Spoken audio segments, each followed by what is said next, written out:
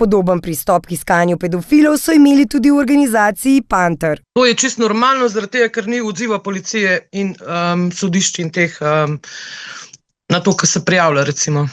Bilo je že veliko, se ne rečemo vsi policaji, da so isti, ampak so bile prijave glede določenih pedofilov, pa so takoj odslovili. Ni fizičnih dokazov, ne morete nič. Bili so pa dokaze na telefoni, recimo screenshoti, kako so se pogovarjali s mladoletnicami, kako so jih nagovarjali v spolnost in tako naprej.